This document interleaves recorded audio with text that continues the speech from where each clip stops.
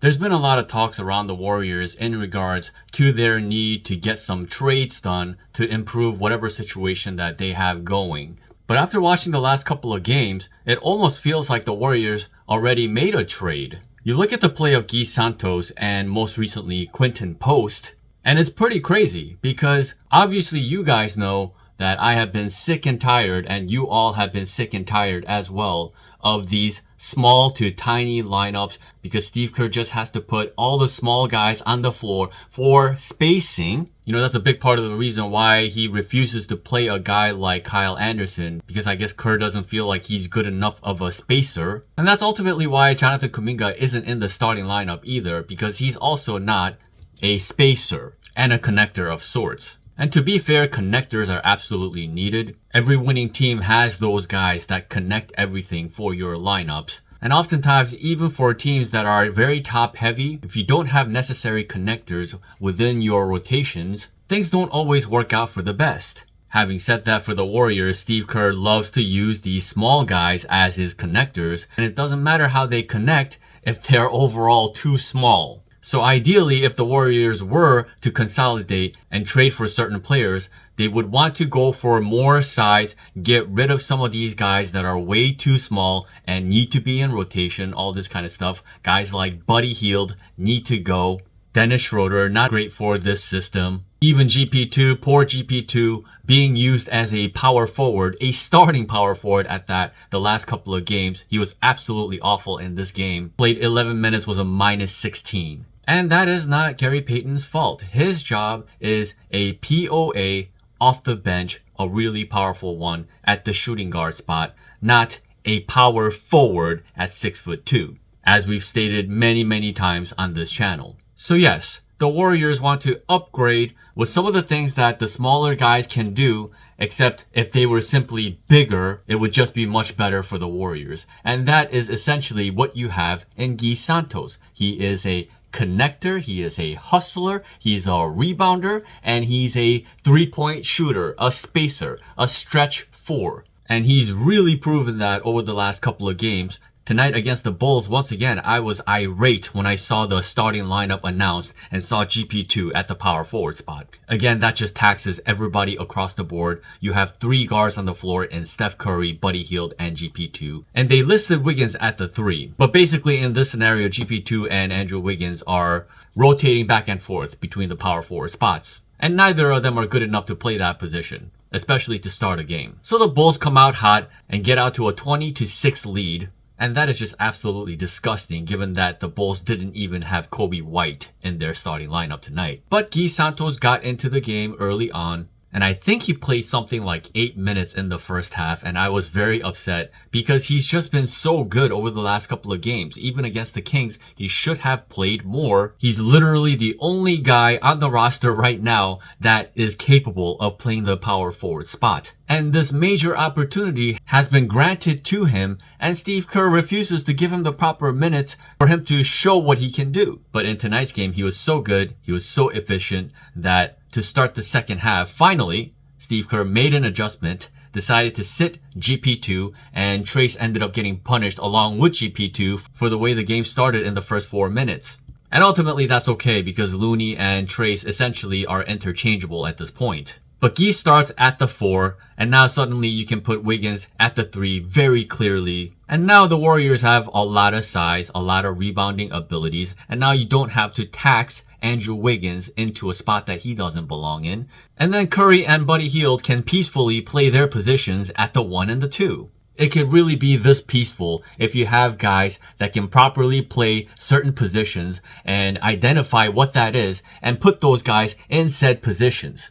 Next thing you know, those three guys are able to set a tone defensively. They hold the Bulls to just 10 points in the first 6 minutes of the third quarter. And then the Warriors have a lot of momentum, and then the bench unit comes in and builds upon the momentum that had been built.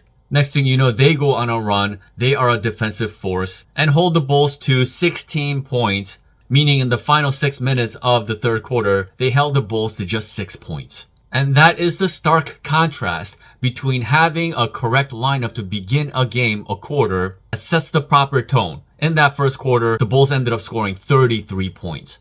in the third quarter, they end up scoring 16 points. See, the Warriors have a very functioning group of players in there somewhere, and Steve Kerr just hasn't been putting them out there for a majority of the season. So we have not gotten to see how this team functions and operates with normal size when Steve Kerr decides to put normal size guys at their proper positions. Now, to close the third quarter, he did have to go to a smaller lineup, and unfortunately, they didn't really have a choice because literally everybody that's left that's coming off their bench outside of their centers are guards, right? Moses Moody is a 2, although he can masquerade as a 3. Dennis Schroeder is a guard. Potts is a guard. Potts, by the way, came back into this one and he looked really good. It looks like he's had some time to regain composure and confidence in his shot. 4 of 6 from the floor, 10 points is pretty good in his first game back in quite a while. But you see what I'm saying. Given that Santos started in the third quarter, the rest of the guys that are coming off the Warriors bench,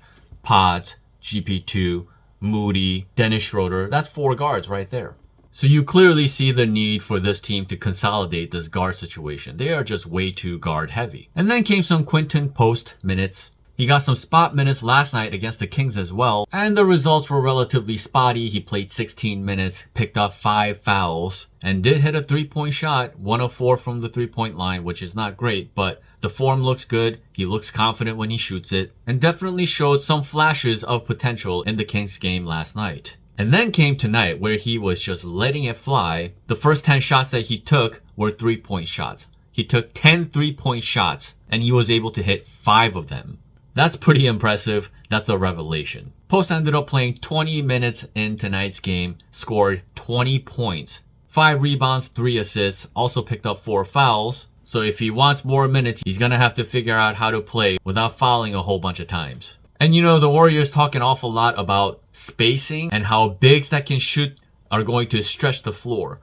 But for me personally, especially in a Kerr system, Quinten Post took 10 shots, and all of them were 3-point shots. And the thing about that is, with a center who is a 3-point shooter, essentially what ends up happening is you're going to play pick and pop. Especially if he's playing next to Steph Curry, well, they're going to trap Steph Curry, and Post is going to pop to the 3-point line, and then he's going to get an open look. I'm not really sure that that creates spacing per se, as much as, well, now you just have a bigger guy who's going to be able to shoot a 3 if he's open. Having said that, of course, it is an asset if your big can actually shoot the 3-point shot and hurt the other team for leaving you wide open. And the encouraging thing about Quinten Post, and I know a lot of you guys in the comment section are very excited to see this happen, because I know for the last couple of weeks at least, y'all have been asking and questioning why the Warriors don't bring up some of the guys in the G League like Quinten Post and Kevin Knox. You know, there's a case to be made for Kevin Knox as well, for him to come up. But to be honest with you, the Warriors situation right now is so complicated because they have so many playable players. And you just added Quinten Post and Gui Santos into the mix on top of that. But now Steve can more rely on Post and Gui Santos for his shooting rather than the smaller guys like Lindy Waters, Buddy Hield, Moses Moody, Brandon Pajemski. He's going to have to consolidate the situation. He's not going to be able to play all of these guards now that these 2 bigger guys are in the equation and they can shoot just as well or better than those little guys. But yes, I know a lot of people in the Warriors fan base have been pining for Nikola Vucevic because of his ability to shoot. But it seems that they have another version of him right on their team right now, that being Quinten Post. Clearly, he needs more playing time, and the Warriors need to experiment more with his potential full capacity and what he can actually and truly offer for this team moving forward. Can he be good enough defensively while providing this extra offense for the team? And does his presence allow the Warriors to actually play a much bigger lineup, such as perhaps something like Quinten Post and Trayce Jackson-Davis? Now you have 2 rebounders on the floor, 1 guy that can stretch the floor, 1 guy that can stay inside the paint, and generally go to bigger lineups. And Gui Santos, again, he's an interchangeable 3 and a 4. So now the Warriors have a strange headache on their hands, especially given that Steve Kerr can't figure anything out. And he generally likes to go to things, ultimately, that ends up not working for the team more than the way that it can work for the team. But let's think about this for a second. When everybody comes back for the Warriors, meaning Jonathan Kuminga's back, Draymond is back, Kyle Anderson is back. I mean, that's just too many bodies. You know, this situation has gotten very complicated. It's kind of crazy, but the Warriors really need to make a couple of trades to consolidate this situation where they can turn like 2-3 guys into one. They have more than enough bodies to bring in one great player for 3 decent players. So let's go through this rotation for a minute here. Let me organize this situation and how I would go about it personally, as in who needs to be in rotation and who needs to not be in rotation. And this is really tricky now because the Warriors had a 13-man rotation to begin with, and now you just added 2 other guys that potentially need to be in the rotation. So here we go. Steph Curry, Andrew Wiggins, Kuminga, Draymond, and Trace. That's 5 right there. And then you have Dennis Schroeder, Moody, Santos, Kyle Anderson, Post. That's 10 guys right there. And then you have Loon, GP2, Pods, and Buddy Hield. Lindy Waters is done. He cannot play anymore for this team. Buddy Hield needs to just stop playing basketball for the Warriors, and I've been saying that for quite a while now. There's no reason for him to play at all. There's shooters all over the place now, and that's the only thing that Buddy Hield is really good for. He really doesn't need to play and shouldn't be playing. The problem is that it turns out Steve Kerr is the guy who recruited Hield onto the Warriors. So he feels some kind of obligation to play the guy. And this is a huge problem for this team. They need to trade him off this team as soon as possible and take this toy away from him. At the same time, Pods, Steve Kerr absolutely and utterly has to play Pods no matter what. We've just seen that time and time again. So let's say that he's the 11th man. But then you have Loon and GP2 still in the equation, and there's going to be times where Looney is probably going to have to be in the game for defensive reasons over Post, unless Post surprises us all and shows two-way ability and to be able to stay on the floor because he's that good. And GP2, honestly, I think that's a guy that you hold ultimately for a 16-game situation. So that's the current situation. It's really complicated, even for me having to try to think about who to sit and who to play. Because they have so many playable guys, this is not an easy decision to make. So I can only imagine how badly Steve Kerr is going to find a way to mess this up when everybody comes back. And the biggest fear is that he's just gonna bench Gui Santos all over again and not play him at all.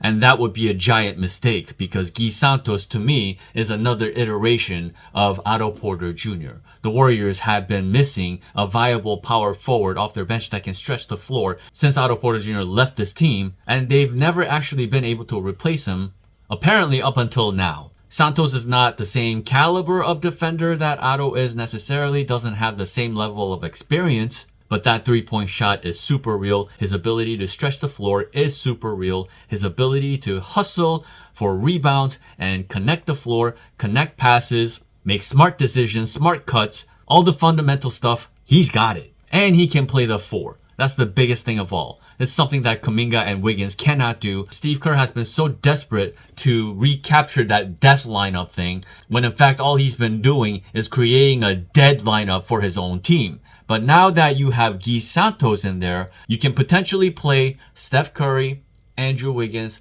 Jonathan Kuminga, Gui Santos, and Draymond. Now you actually have size across the board. Everybody is 6'7" and above. And now you can do a lot of compensating from all 4 positions and let Steph Curry play his natural position without overextending himself. Andrew Wiggins at the 2 is just fine. Kuminga can be the slasher, scorer, help rebounder. Santos can stretch the floor, connect the floor, and Draymond can be the anchor. Again, I have very little confidence that Steve Kerr is going to be able to figure this out. But Gui Santos and Quinten Post ultimately injected a lot of energy for the Warriors in this game. And the Warriors walked away with the all-rare blowout victory. And you know what it is with me. I generally don't get excited if the Warriors play poorly against some garbage team, barely walk away with a victory after barely being good enough to win. Versus a game like this, where there is new talent on the floor and they're showing a lot of signs of potential to really help the Warriors. So given that they have these 2 new players that can stretch the floor and are much bigger players, it actually gives me some newfound hope for this team. And then if they can incorporate these guys into the rotation and then once again consolidate some of these other pieces that just need to be off this team, then maybe they have a path to really correct some of the things about this team, like fixing that shooting guard spot, right? Go get a trade and get a definitive shooting guard that makes the Warriors bigger, I mean, ideally, you go and get somebody like Zach LaVine. And maybe even Kobe White, honestly. Kobe White is 6'5". I wouldn't say that he's some super reliable defender by any measure, but he can absolutely connect the Warriors, have a bigger player next to Steph Curry, another ball handler, somebody that can shoot the ball, who can penetrate and do a lot of different things from an offensive standpoint. You know, that's a hell of a lot better than anything else they got going. Buddy Hield, Dennis Schroeder, Potts. I'm sorry, man. The Warriors need consistency, and somebody like Kobe White, who has an expiring deal, and it sounds like the Bulls may be willing to move a guy like that. Maybe that's the kind of name that the Warriors need to look into. Anyway, this is suddenly a very intriguing situation. We'll see what happens moving forward. That's all I got for now. Thank you so much for watching. As always, if you like the content, you know what to do. Hit the subscribe button, the notification bell, the like button. I look forward to hearing from you in the comment section. Until next time.